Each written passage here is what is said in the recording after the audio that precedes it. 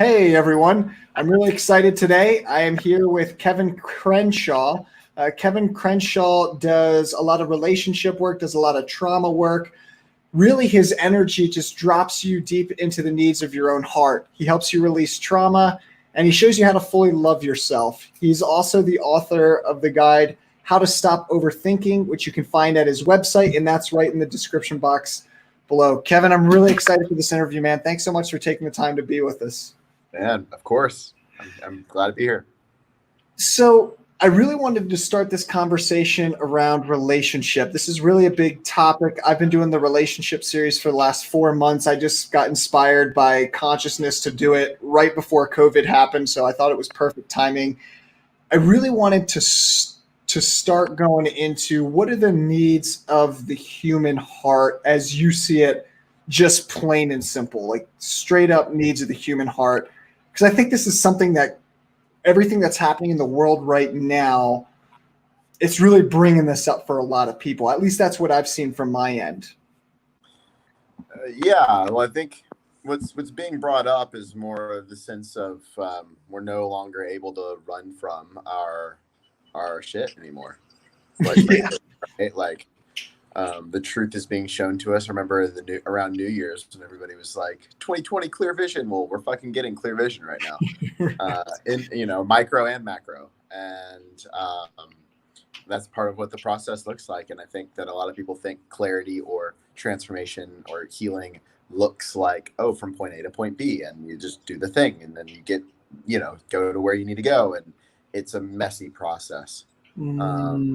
And I think that it's important in transitional times to just not judge yourself as things are coming up. I think that's one of the biggest things that stops people is to judge the process, and that prolongs it instead of just having compassion and saying, you know what, like this sucks, but I'm gonna be here for me, and I'm not gonna beat myself up, and I'm gonna continue doing the best that I can.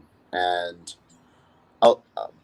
you asked about the needs of the human heart, and the first thing that popped into my mind was I don't know if you're familiar with Tony Robbins' 6 Human Needs, but it's even more beyond that. I think it's an art form. It's not. I can't give you a list. I can tell you it's important to not be attached. It's important to develop a resilient, or not resilience. What's the word I'm looking for? A skill, really, of letting go of things. The quote of train yourself to let go of everything that you love, or that you're scared of losing. It really is important, and I'm in the act of doing that right now. Like, I fly out tomorrow from my place here in Santa Monica to travel the world again, and I love this apartment, and it's kind of bittersweet, right? But when that non-attachment is so important. And I think you could call it the Great Awakening. You could call it whatever you want to call it that's happening right now. And it's just really asking people to shift from the external to internal in terms of where do you get your value, right? Where do you get your sense of confidence, your sense of pride, your sense of peace, your sense of happiness? Because if it's on anything external, whether that's a relationship or the money in your bank account or what your body looks like, you're never going to be happy. And it really is, for me, and part of why I'm so happy with so little, and I got amazing things, literally the best lifestyle I've had in my entire life, and I'm giving it up willingly, and I can still be happy because I'm still fucking alive. I'm in the game. We worry about the smallest things because we think of what are people going to think of us, or we want to maintain our lifestyle or our status or whatever. And with shift just comes that reminder of I'm still alive, thank God. Yeah, I love this. There's 3 different conversational threads that I'm seeing here, but I'm going to speak to that. I'm going to speak to that last one. Tangent there, but yeah, no, that's good. I kind of went on a tangent asking the question. So I'm going to speak to the last one in terms of non-attachment. I found along my own transformational journey that it's almost like things get taken away, or I just release my attachment to things and then they leave and then they come back around, but I no longer have attachment to it. And that's that's kind of what I've seen, at least along the lives of my own clients and my own, is all this stuff comes up to the surface and it's like, wow, I have all this inner attachment to this external thing, and then they lose it, and then you have a detachment to it, and then back around. Sometimes you get it, other times you don't. For me, I found that I seem to always get it. Like I remember I used to be attached to having a home, then I lost it, and then I was like, I had an apartment, and then I just traveled the world, and then I got a home again. I was like, oh, cool, I love having a home now, but I'm not attached to I'm not attached to it. It's just like whatever. Like if I sell it tomorrow and go travel the world, I'm cool with that. Like that's true freedom. And then also in relationships as well too. And so I guess my next question would be, what do you think people are learning about how the heart works in relationship? Like, what do you think the planet is learning right now? I mean, we are the planet. We're walking pieces of land. So what do you think the human heart is trying to learn right now collectively?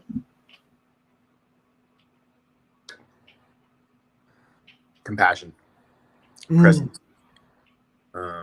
understanding, and wisdom. Really, it's everybody's kind of going through that, to some degree. No matter who it is that I'm talking to, everybody on the macro level is deepening in their sense of presence, listening to their intuition, like staying connected to their bodies, this being here. I call it, But you asked in terms of relationships, and I would say it is. With the whole, think about right before this, right? Self-love has kind of been on the trend, I guess you could say, on Instagram and other things. Yeah. But I think it's really, this is the work. This is how you start loving yourself, Yeah. It's messy, like we talked about in the beginning, and I think that's just being implemented right now. But in terms of intimate connections and those types of relationships, it's really being shown. What's not supposed to be is falling, and what's supposed to be is getting created right now. And we're waking up and seeing that the old school, like if the guy just buys the woman all the things, then everything will be fine, or type of a thing. Like the old school construct is crumbling as well. So we get to redefine a lot, like that. Everything in life right now, we're at a revolution, so we can redefine a ton of things, and I think relationships are being redefined, whether intentionally or not, in a massive way right now. And I'm kind of wanting to be one of the leading voices in that, moving forward when the time's right.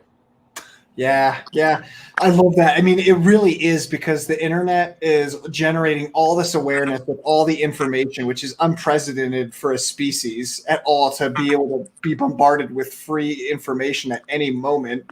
And so all this information is changing awareness, and is changing the way we relate to ourselves, our identity, relationship. So all the old constructs definitely are blowing up. And I mean, it's been a process, I think, since the internet really came out and was freely available to everyone. What do you think about this? I mean, this is an idea that I've been really playing with and learning within relationship lately. Sometimes I coach individuals, and I had this belief for a really long time as well too, where they'll say, well, I don't want to be held back. Like they were held back by their family, or like narcissism, which I don't even believe in that term, but they were held back by all these like they were held back by relationship. And so then they're like, oh, I don't want to have a relationship because that person just held me back. So I'm just going to be alone with myself and learn my own independence. And that was definitely where I came from. But then I realized that you can create a relationship where you can ask the other person if they have the capacity and the capability to hold space for your messiness and your ugliness. And like, that's really something that I've learned within the last year to be able to do, is like, look, I got all these goals. I want to do this, this, and this. And these are my triggers. I get real fucking ugly here. I get real nasty here. And look, when you see it, I'm a little scared to show this part of you, but it's there. Are you cool with that? And since I've learned to at least create relationship that way, it's amazing. The best image I got of it, I was thinking about this the other day, and I was like, man, how can I communicate this? And it's almost like like two people when like being humans, it's messy, especially like where we're at today. Like it is fucking messy. People, no one knows what the fuck's going on. Right? Like, like no one. And I found that if you can be okay with your messiness and you can invite someone into your space and ask them to be okay with your messiness, and then it's like this mutual, like, hey, look, like not codependent in the sense of like, but interdependent. I found that it builds this energetic framework of like you leaning up against each other. Like, like two people leaning up against each other in the back, and it's not like you're holding the other person up or they're holding you up. You're simultaneously leaning on each other. And energetically for me, it's been a really beautiful experience because it's allowed me to exist at a higher energy level, create more in the world, but be okay with all those parts of me. Does that make sense? Like the big thing in the community is self-love. Like, oh, you just got to love yourself. I tried that for years. I'm like, well, I love myself. I give myself time. I take baths, do all that feminine shit. But at the end of the day, it's like, well, what about being totally messy with another human being and being okay with that? Like, what are your thoughts on that? I mean, it takes a certain level of a person. It takes healing your insecurities, healing the imprints of the past, right? To be able to open up in that way. We all want truth. We all want honesty, but we're scared to be honest. We all want vulnerability, but we're scared to be vulnerable. We all want to be close, but we're scared to really open up. And so it is having the courage to take the first step and do just that, like you said. And also it's the way that you see it. And, we've been talking about constructs kind of deteriorating, and the programming of what a relationship is supposed to be has been implanted in this culture so strongly by Disney and TV and all these other things, a hopeless romantic, two people literally bump into each other.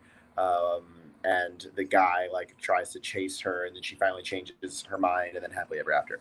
Right. And subconsciously that game is still being played, and people are still doing that. And it literally is just from what we saw growing up. That's it. Yeah. And what was shown as that's true love. And that's what it's that's how you're supposed to get it. And dissolving those constructs, also the parent dynamics, and even stuff with your past, like lovers in your love life, you can look at all those things and go, this is what made up my psyche around my beliefs of relationships and what it's like to be in a relationship and what love really is. And when you become aware of it, that's literally step number one. Then you can actually start to shift things and choose a new belief, which is anchoring to the truth. So then it's bringing logic to things really and saying, well, wait, no, and logic, but mainly compassion and seeing it from a loving standpoint, getting out of your first person perspective and seeing things from a different light and different viewpoint. Then you can forgive, which is step 3. And then 3/4, I would also say adding in there is doing something cathartic in your body. So while you have holding this new perspective, whether it's breath work or plant medicine or, just cathartic releasing, it's, you got to integrate it in your physical body because your body is your subconscious. There's a lot of studies on that now. It's not a part of your brain. So you've got to let it, I call it kneading it out, kind of like you knead dough. You have to knead it out of your body, right? And let it out. And so it's not a logical game. You can't change your life by changing your mindset. You can change your life by changing your body. And, that's how things change. But that's the shift I see right now is everything brings, everything with pain or trying times usually brings compassion or understanding and other things that are deeper, right? And so I think it's just collectively what we're going on so we can come to a place of remembrance, of compassion, understanding, coherence, presence, because we've been abusing each other, we've been abusing the planet, and it's kind of like it's only so much before that we can take. And that's kind of, it's like there's so much just abuse everywhere, right? You could say the government's been abusing us, then we've been abusing each other, and then everybody's been abusing the planet. It's just and then we're our own worst critics, so we're beating ourselves up in the head, right? Like that really goes strong, and it's very present. And how we transcend that is actually through just compassion, and you stop it in the moment when it's loud, like it is right now. You don't stop it when, like I said earlier, the external changes. We don't stop it when all these laws happen, or when, you know, there's shifts in the construct and how we do things. It shifts. It's a heart set. It's shifting how you care, how you see things, in the moment when it's painful. I love that. Yeah. Yeah, it's so funny. I always have this saying, like, laws, ethics, and morality is pointless if you just fall into your own nature. Like there's no need for it. Like it was started because we were being assholes to each other, and we don't trust ourselves not to be assholes to each other. You know? Yeah, it's really funny. I want to go back to earlier what you said about the transformation process, because I'm a total dork about the transformation process. I mean, I really, really love it inside and out. And, you know, when I take clients through it, I mean, I get it. Like, it's shredding. They're like, how many dark nights of the souls are there? Like 10, 20, 30. I'm like, welcome to life. Like, it's never going to end, man. Like, it's just going to keep falling deeper into your nature. But whenever they go through the transformation process, there's this part where I've noticed, and I've definitely had this experience, obviously. I mean, I'm doing the work now where my heart it's like all the logic has been blown out, like totally out of the mind, blown out of the box, blown out, and then falling deeper and deeper into the heart space.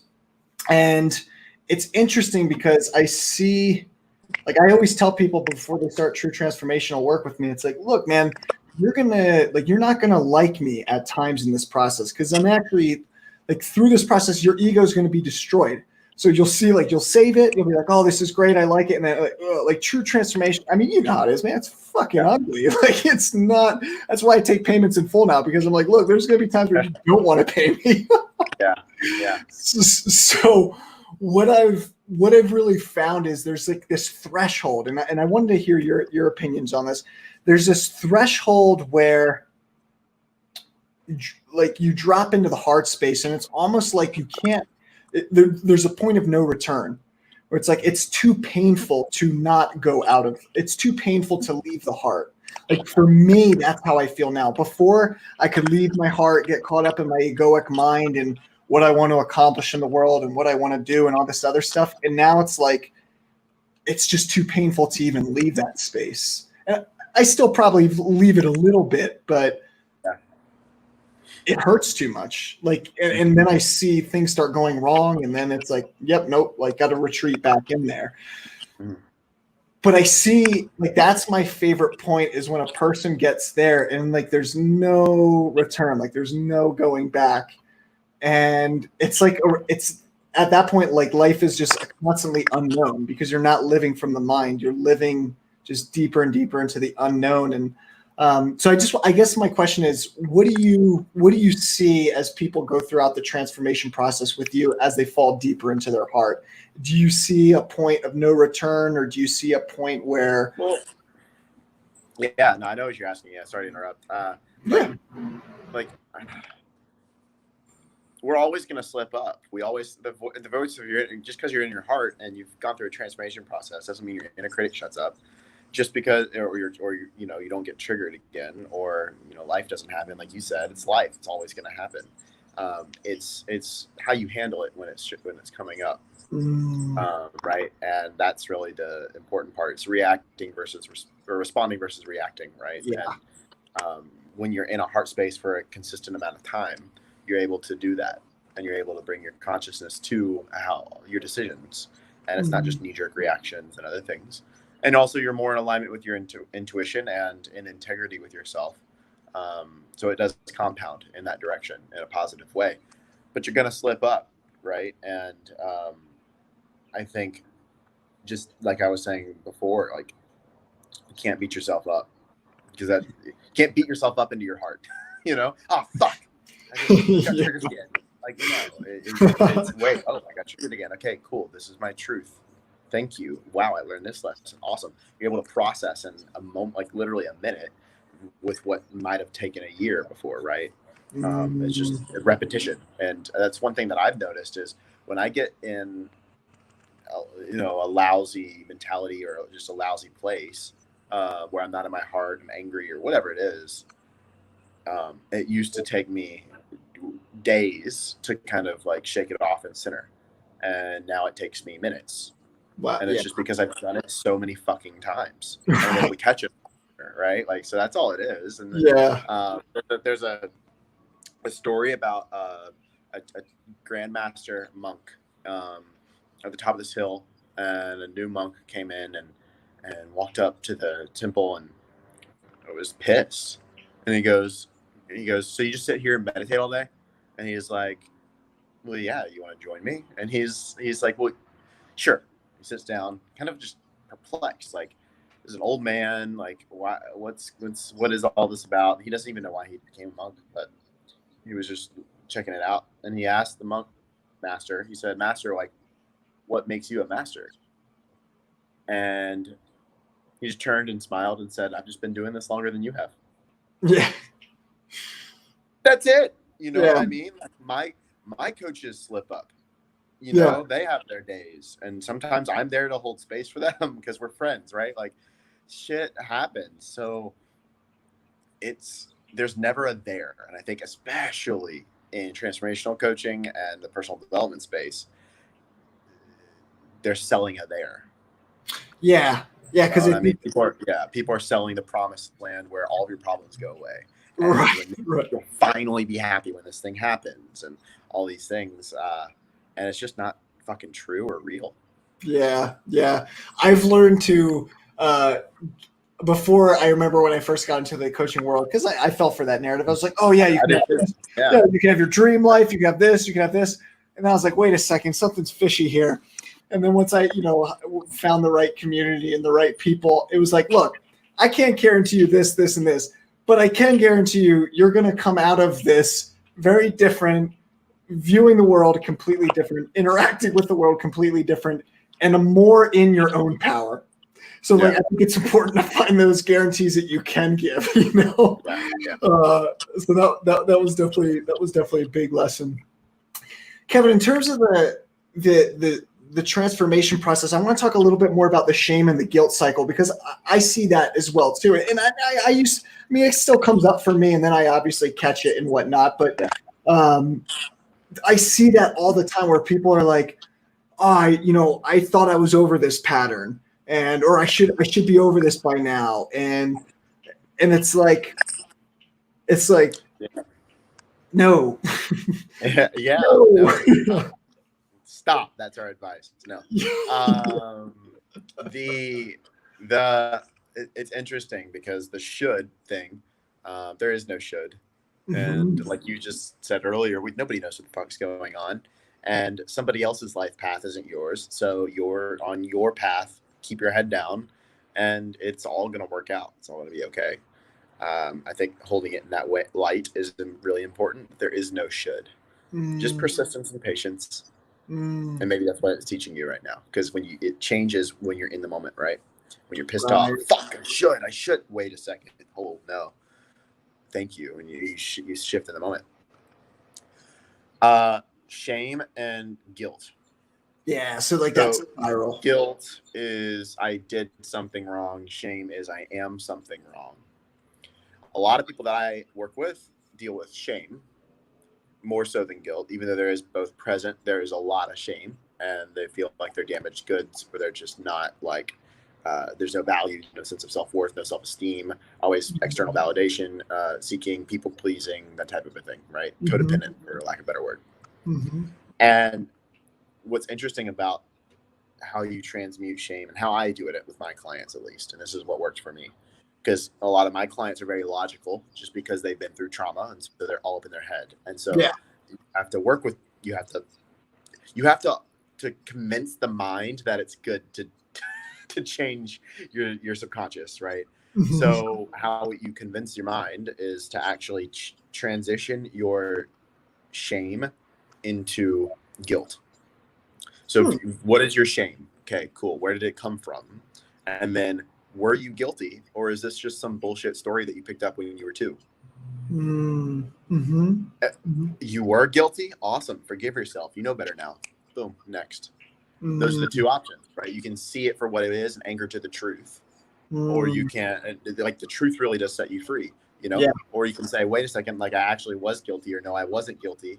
And then you can address it accordingly to that. So it's removing the shame off of yourself and actually turning it into guilt, or viewing it from a guilt standpoint and saying like, wait a second, what actually happened?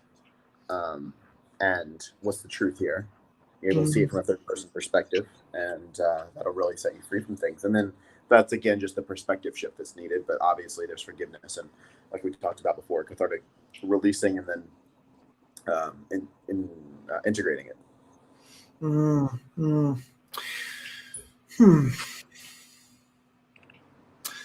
I'm seeing where I want to take the conversation next. I'll have to sit with that one later, because I honestly, intellectually, I have no idea what you're talking about. Like, intellectually, it's not making sense for me. Like, turning shame to guilt. Like, I'm sure when I think about it later, it'll make sense. So I say, I'm a piece of shit. It's, shaming, right? I'm a piece of shit. Well, where did this first come from? Where did that belief come from? Yeah. A regression. And then you go, oh, okay, that was because I didn't do something my dad said I wanted to do, and he called me a piece of shit a few times. Oh, was I guilty? Did I actually not do that thing? Or was he just angry because of work or something, and he was taking it out on me? Right. You're able to see it from a different perspective. Yeah. Right. Okay, cool. This is sweet. I like this. You're analyzing it from guilt instead of just, trying to process shame. Gotcha. Yeah. Okay. Yeah. That helps. What about, so there's these two types of traumas, and you might have heard of these, like traumas of commission and traumas of omission. Have you heard about this? No. So traumas of commission are those ones where we get like actually commissioned upon us. So we get physically abused, emotionally yelled at. So what you're talking about there is a trauma of commission, like you suck, kid, or what the fuck, or like all that stuff. And then traumas of omission are those ones where we have basic human needs as a human being, emotional support, love, physical thing, but they don't actually get met. And so many times I've seen with my clients, like they're like, well, I didn't have a bad childhood. Like my parents were really great, and they weren't like, but then I'm seeing it through my lens. I'm like, oh, but they didn't fulfill this need here, and they didn't fulfill this need here, or this need here. And their mind filled in the blanks. Yeah. So there's this blank space, because I think that's what the mind naturally does, is it creates narratives, tries to explain our reality to us so we can navigate it better. I mean, that's why humans have got as far as we have. But so that trauma of omission, I think it's more subtle in the sense that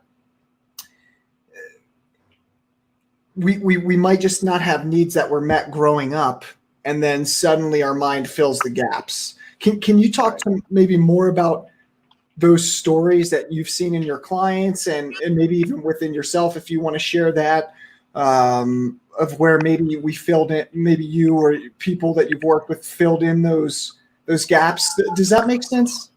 Yeah, no, it totally makes sense. Sorry for the noise, but yeah, that makes sense, because you're mentioning filling in the gaps, like how we run from it. You mean?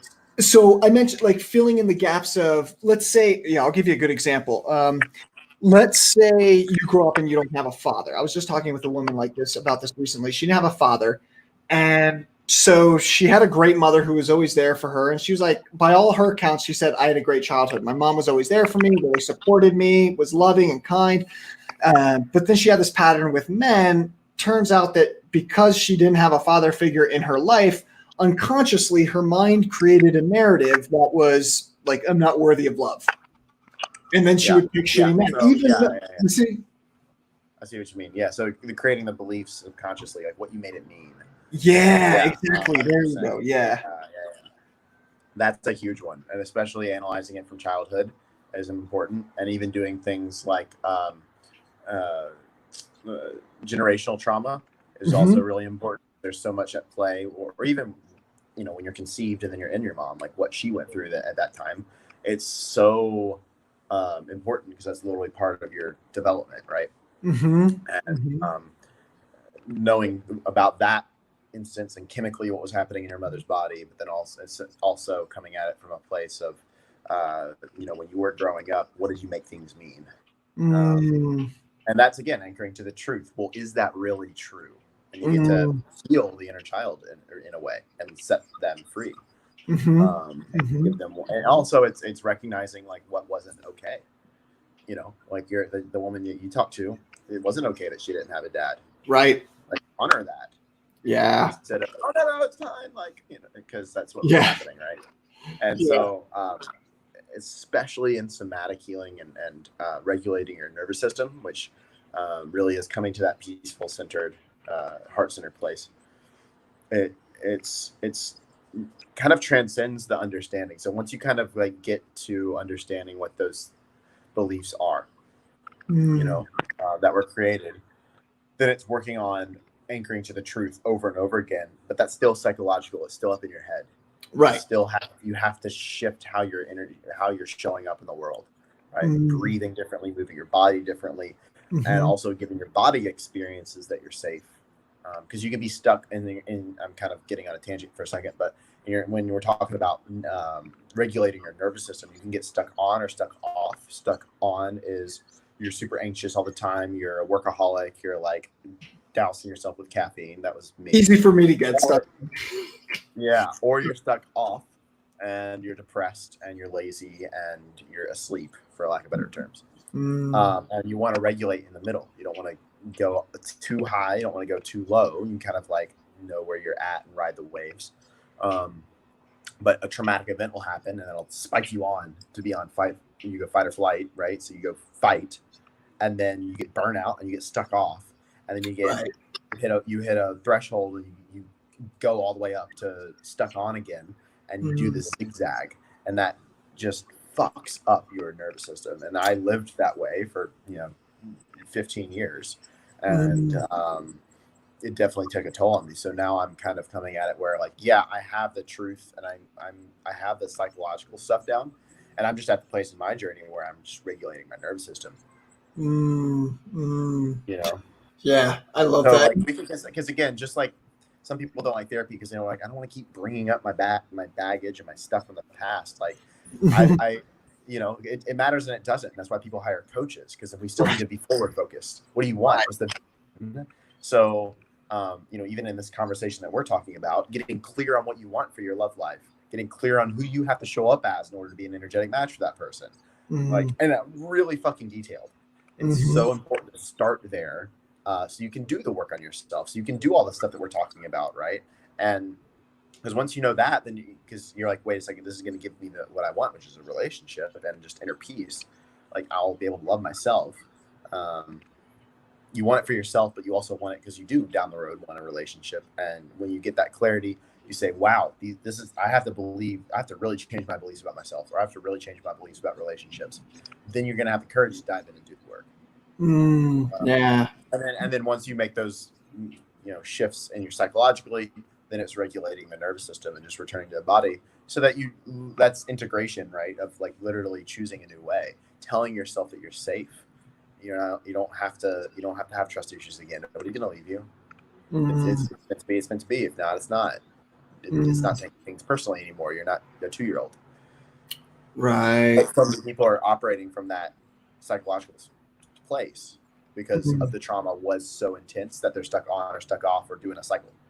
Right. Or just like still trying to run from feeling those feelings.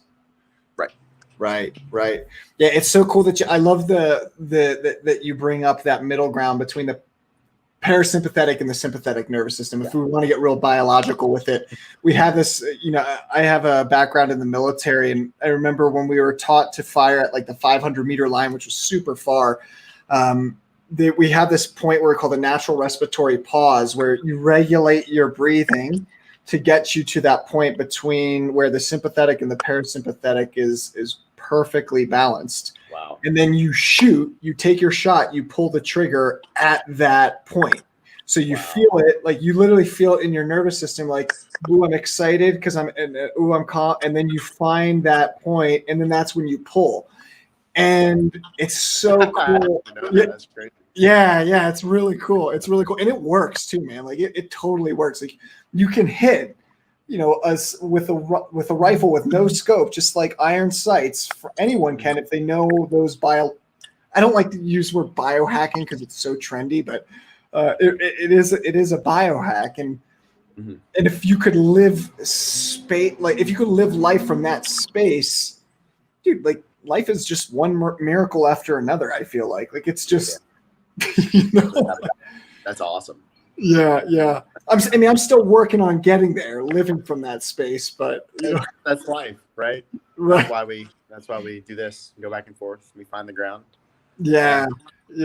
So I kind of want to take that into relationship. Is it possible? So I've been working on this new course, for entrepreneurs and thinking about resilience and stuff like that. But I want it to be grounded and coming from a real, not just, like not heady, like deep, but not put people too much up here. It's got to be an even balance, at least how I see it. And there's this concept of resilience. And I've noticed as I've interviewed a lot of different people who I look up to in the sense of like they're great coaches or I just know their being is at a whole nother level. I found that they set up systems in their environment to keep them in that middle space that you're talking about. Yeah. Like they not only have like ways of being, like their way of being is set by their environment and the people that they have in their life. Totally. 100%. So taking that to relationship, how would you say is the best way to set up a relationship with another human being to keep you in that point? That's a really fun exploratory question. What's that? You got to be with somebody else that wants the same thing. Yeah. It's holding each other accountable to that, right? Like, yeah, especially and this is one thing, I've interviewed quite a few couples that are like past 30 years of married and still passionately in love.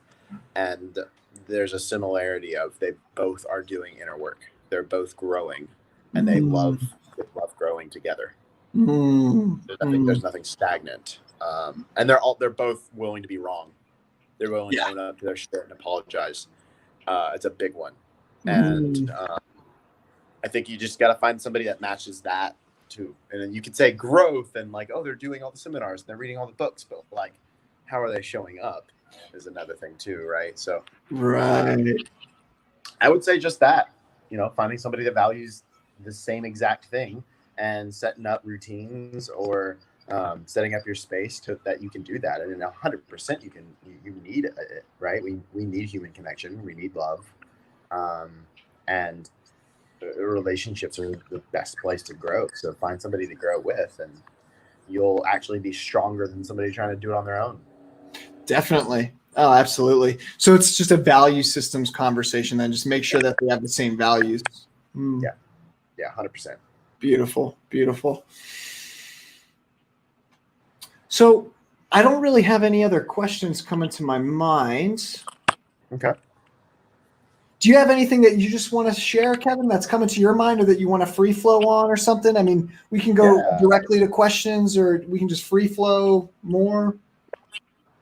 Yeah. I mean, nothing's really coming to mind right now. I would say if anything, just timely in human history right now, and just being alive right now, it's important more than ever to ground and connect to yourself and source, whatever you want to believe in.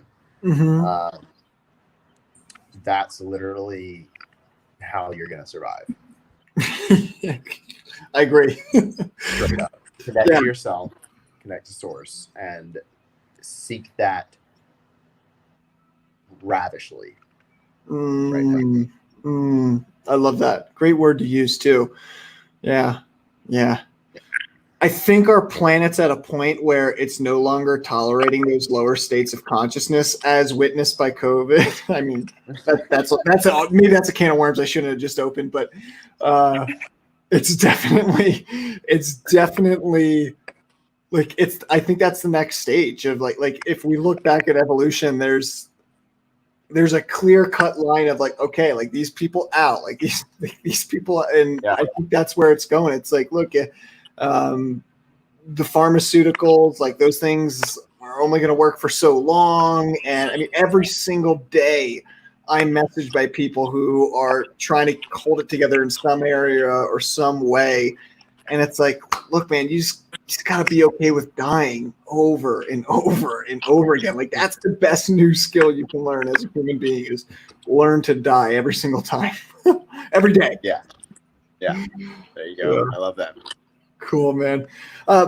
Kevin, let's go to some guys. What questions do you guys have for Kevin? What questions you guys have for Kevin? If you got them, just put them up there in the comments section. We'll take some questions. We'll take some questions out here. So I'm gonna go to Stacy's question. She says, "How has your dating game changed from your early 20s to now? Flirting and what you feel is acceptable." That's a great question. I'm in my mid-20s, so not much. You're in your mid-20s, Kevin? I'm 26. Dude, I thought you were like 36. Most people do, yeah. So, I mean, that's the thing, too. I've never considered myself as, like, to date around. Yeah. And that's just my history, you know? Like, I'd connect with somebody, and then we'd go on a date, and then it was a relationship or not, right? Like, so, that's just me. That's my path. I definitely know I'm a lot clearer on what I want. I'll say that, and a lot clearer on how I have to show up, or not have to. It's a bad choice of words. Who I have to show up as and really become, and that's what I've been doing the past year and a half, essentially 2 years, really, manically, just working on myself in that way. Yeah. And seeking out to develop a sense of connection and centeredness, but also this is a term that I'm loving right now is penetrating presence. That's just great. Be so fucking present to everything and everything. And that's been really important to me. And a lot of my mentors have taught me a lot of the things that I've been saying today, but mainly that and to really connect. That's great. Because then you'll know, like the whole dating, you'll go past the fucking drama. Yeah, you know what you want, right? And right. You can see, oh, are we compatible or not? Cool. Next, or oh shit, yeah, let's go. Instead of, oh wow, there's passion and chemistry here. Let's see what happens. Or oh, I don't like this. Let me sit and wait and just try to make it work. Like, fuck that. That's just my. Hey, I love it. I love it. Yeah, that's beautiful. I mean, that's pretty much how I did it. I pretty much now I know exactly what I need and what I want and what my being's about here on Earth. And I'm just like, look, here's what I need. Here's who I can show up as. Do you have the capacity, the capability? Do we have the chemistry? And do we have the communication skills to make it happen? And that's pretty much what I lead with right off the bat. And I found that to be really, really, like, that makes my heart happy. Like, just saying that. Beautiful. Yeah. I'm going to go to Celine's question here. Celine says, so you'd say that to fully heal, you can't stay in the same environment around people who directly caused you trauma, that you'd have to move away from them to fully heal? Ooh, great question. Yeah, 100%. Yeah. I'm thinking of some clients right now that, are really trying to heal, but they're still living with their parents and it's causing a lot of stuff. They've made progress, but not as much as if you're independent. Like, get out on your own. It's okay to be alone. And you're never alone, ironically. But it's okay to, like, live on your own and not have to depend on other people, really. So find your independence, and you cannot heal in the same place that you were wounded. I believe that very strongly. I love that. Yeah, I have another client going through that exact same issue. And I think because the wounding was caused by the environment, and you can draw and communicate boundaries as best as possible. But if some people might have the capability to change or shift, but if the environment's causing the wounding, then the best thing that you can do is just get out of it as quickly as possible. Yeah. Beautiful. Let's see what else we got here. Nope. Guys, what other questions do you have for Kevin? And I do just have a few more minutes, by the way. I do have to. Gotcha. Yeah. Let me see if there's anything else here. Well, I'm going to give it maybe 30 more seconds and see if anyone else has any other questions. Kevin, I'll ask you, this is the last question that I have for you.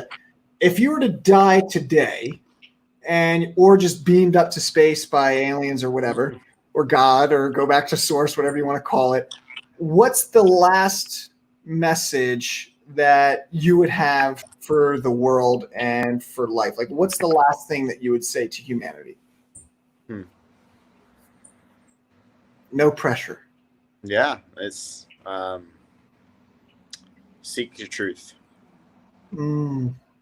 Seek truth. Really, yeah.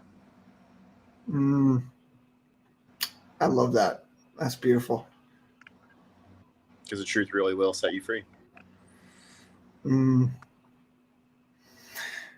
Kevin, thanks so much for coming on, man. It's been a real honor. We really appreciate your presence. We appreciate your willingness. We appreciate your work in the world. You're really doing impactful work. It's so needed.